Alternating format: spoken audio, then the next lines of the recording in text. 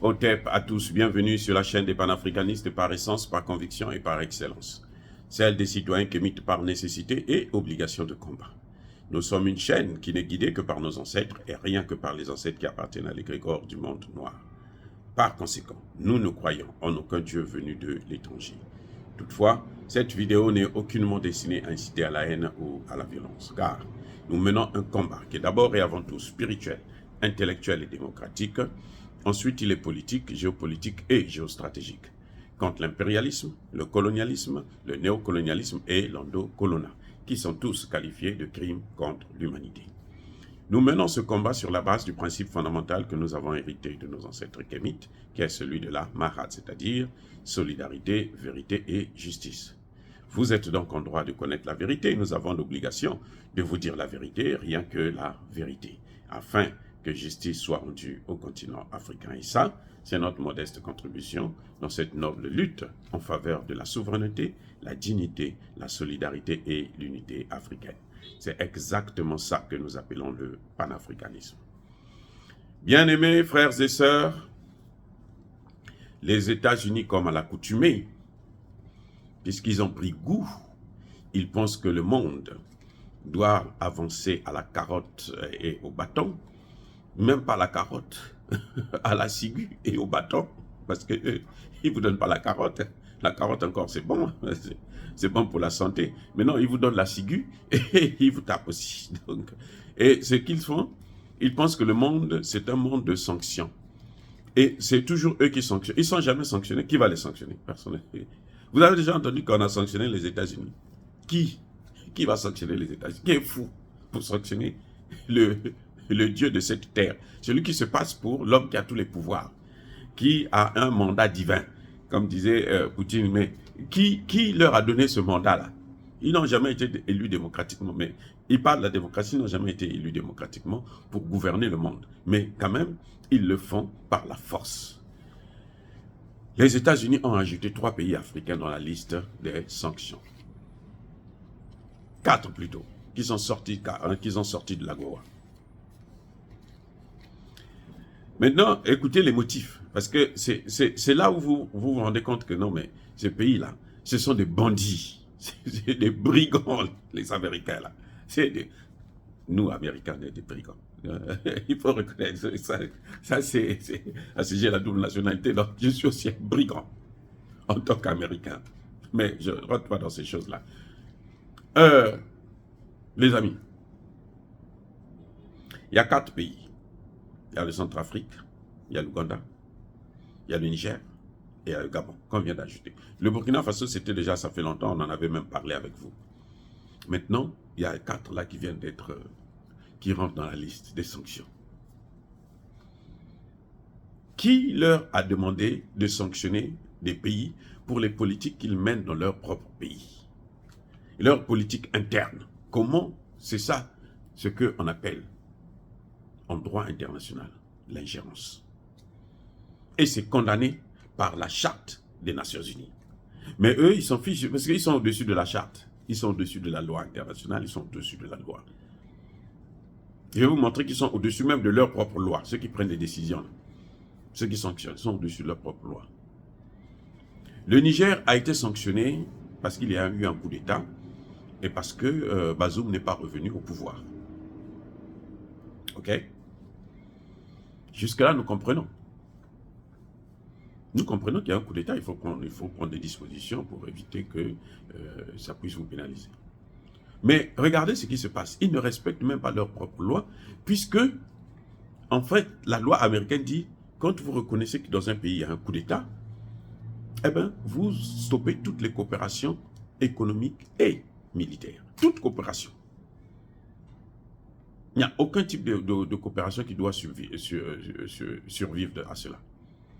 Non. Qu'est-ce qu'on constate au Niger? Ils ont suspendu l'aide au développement. Ils ont sorti le Niger de l'AGOA. Et ils gardent leur base militaire au Niger. Ils disent non, pour ça, là, la base militaire, non, ça ne rentre pas dans le cadre de la loi. Cette fois-ci, en tout cas, pour cette fois-ci, quoi. Comme nous avons un intérêt ici, on ne peut pas partir. Est-ce que vous croyez que ça, c'est des gens sérieux? Non, vous-même. C'est-à-dire que moi, je ne veux pas dire que non, c'est des voyous. Non. Vous, dites-moi. Ils prennent la loi, ils appliquent la loi à moitié. Ils n'appliquent pas toute la loi, ils appliquent la loi à moitié. Ce qui les avantage, ils appliquent. Entre-temps, après le coup d'État, 2 jours après le coup d'État, ils viennent, ils envoient un ambassadeur. Ils affectent un ambassadeur. Au moment du coup d'État, hein. Ils décident, bon, nous, on envoie un ambassadeur là-bas. Et ils ont attendu 2 mois, 3 mois, l'ambassadeur s'est bien assis. Ils disent, bon, maintenant on peut prendre des sanctions économiques. Parce que le peu qu'on leur donnait là, même si c'est de la misère, c'était pour entretenir la misère, mais bon, on va retenir ça parce que nous, on a besoin de ça ici. On peut mettre ça dans nos propres poches. On prend donc des sanctions. Mais on a des sanctions en question, mais il y a la base militaire. Un sénateur américain, Rand Paul, il va dire que, mais attendez, il y a un coup d'État, vous l'avez constaté, vous le savez, ça met la vie de nos populations en danger, de nos ressortissants en danger, il faut suspendre la coopération militaire. Non, on dit non, non, non, non, non, la loi s'applique à moitié ici. Ça, c'est le cas du Niger. Le cas du Centrafrique. Pourquoi on a sanctionné le Centrafrique? On a sanctionné le Centrafrique parce que le Centrafrique coopère avec la Russie.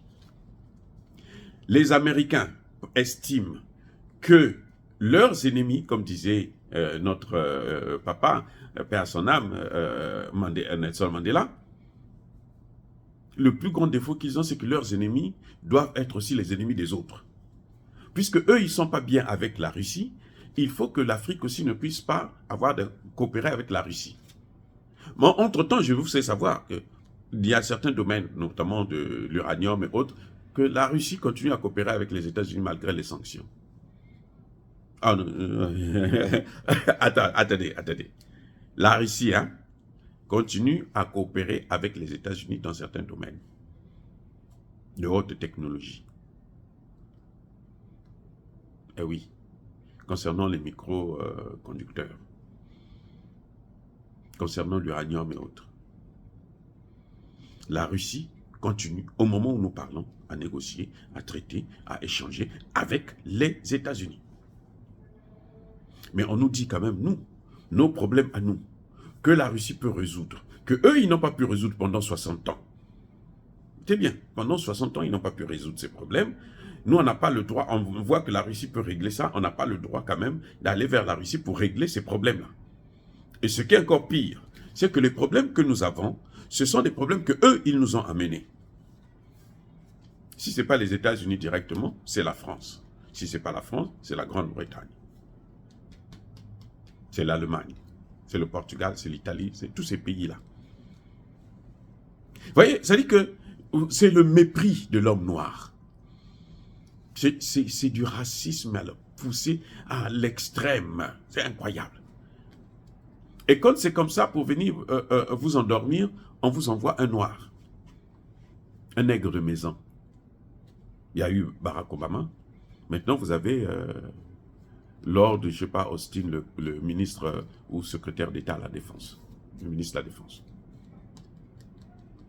La sanction, ce qu'on reproche à Touadéra, ce n'est pas la démocratie puisqu'il a été élu. Ce qu'on lui reproche, c'est le fait de parler avec Poutine, d'avoir des relations avec la Russie, de donner des marchés à la Chine. Voilà ce que l'on reproche à...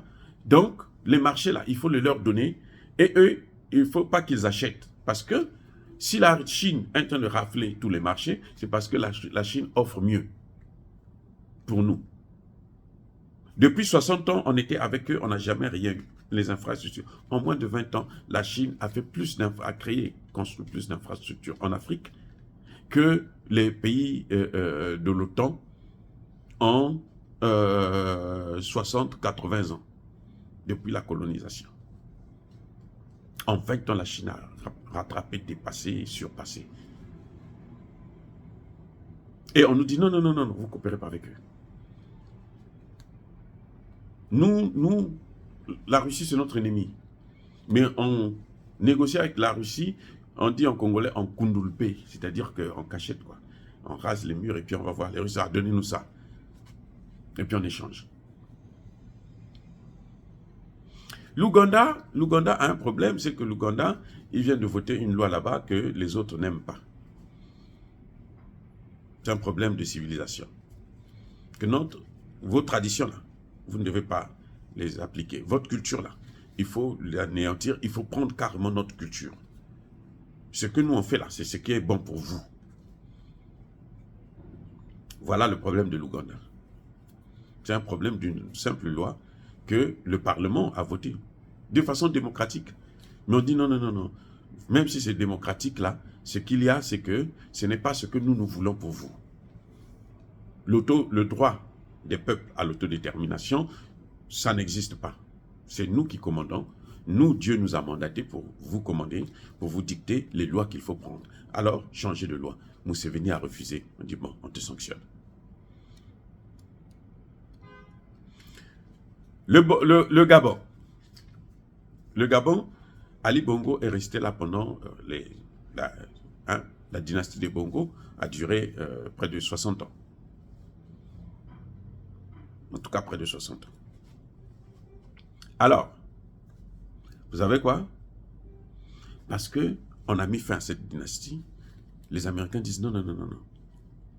Les problèmes de l'Afrique, là, hein, les problèmes du Gabon, là, c'est il faut que vous restez avec cette dynastie, qu'elle continue à piller, qu'elle continue à détruire, qu'elle continue à vous persécuter. C'est ça qui est bien pour vous. Vous ne pouvez pas faire autre chose. Oui. Et monsieur Oligui, toi, tu veux venir nous dire que non, tu n'as plus besoin de l'argent de t'endetter auprès du FMI et de la Banque mondiale. Non, parce que si tu ne t'endettes pas, nous, on n'aura pas de l'argent. Donc, il faut que tu ailles t'endetter, tu vas nous donner de l'argent, tu vas donner de l'argent à la France, et là, tu seras notre ami. Entre-temps, nous, on te sanctionne. Sors de la Goa. Vous voyez, 4 États, 4 motifs différents. Et quand vous examinez, vous analysez ces motifs, ce sont des motifs qui n'ont ni tête ni queue. Aux États-Unis, on est en train de juger Donald Trump. Vous avez vu un seul pays dire que non, mais attendez, un candidat à l'élection présidentielle, un candidat sérieux qui va probablement gagner l'élection, vous ne pouvez pas le traîner dans la boue comme ça là. Les gens ont pris d'assaut le Capitole parce qu'il y a eu des problèmes au niveau du comptage, au niveau électoral. Aucun pays africain n'a branché pour dire non, mais les États-Unis, là, vous abusez, nous allons vous sanctionner parce que Joe Biden, tu as triché. Non. Maintenant, ces sanctions-là font peur à certains. Après avoir analysé ce que ça fait, ces sanctions font peur à certains, hein, nos frères et sœurs, qui pensent que nous devrons vivre de ces gens-là, de ces accords, de ces aides, de ceci.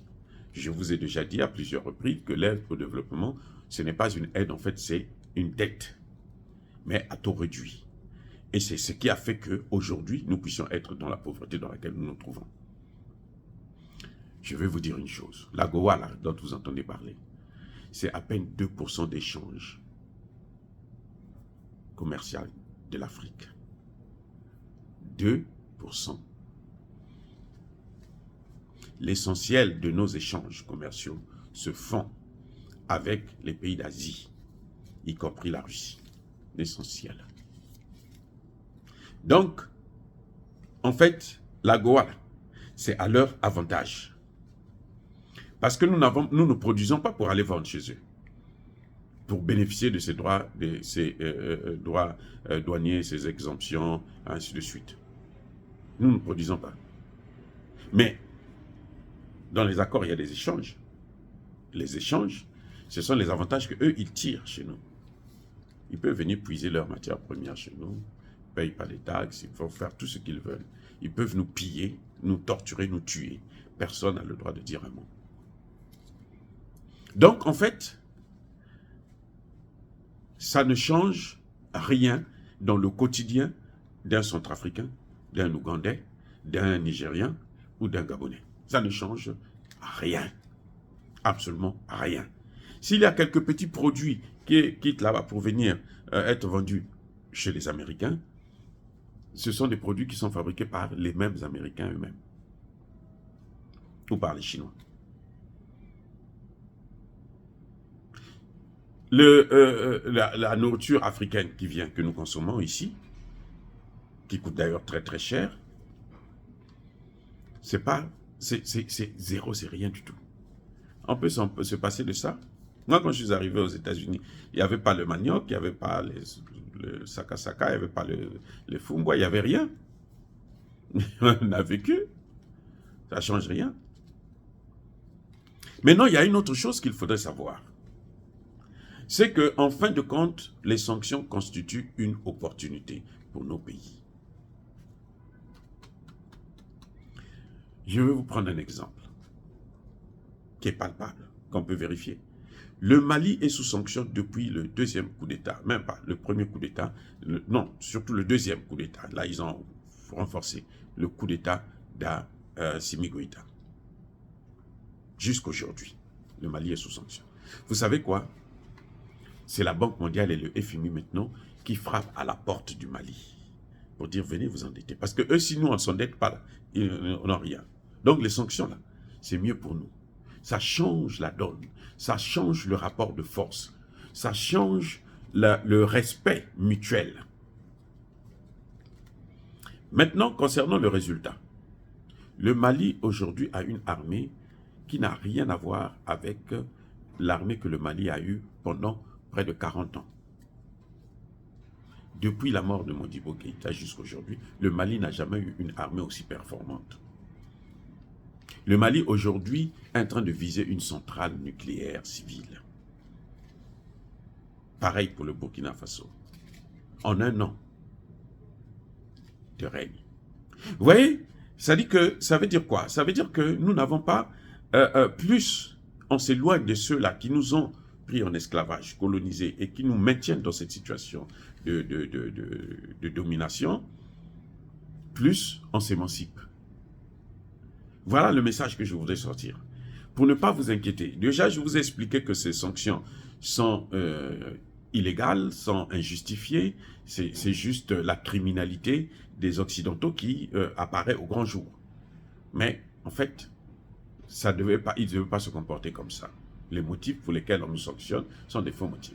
Mais de l'autre côté, les sanctions, ça ne change rien dans notre vie. Et pire, c'est que ça, au contraire, c'est une opportunité pour l'émancipation des États. Dire cela, c'est inciter à la haine ou à la violence. Non. Il y a ma colère, il y a ma lèbe. Encore une fois de plus, bien-aimés frères et sœurs, soyez bénis, abondamment bénis, par le Dieu des Kémites et par nos ancêtres angélisés. Mais que tous ceux qui persécutent le continent africain le pillent et le déstabilisent. Qu'ils soient noirs, blancs, chinois, arabes, indiens, juifs, russes, qui qu'ils soient punis, maudits, foudroyés, neutralisés, écrasés, effacés par le Dieu des Kémites et par nos ancêtres angélisés. Vive l'Afrique éternelle, j'ai dit et j'assume.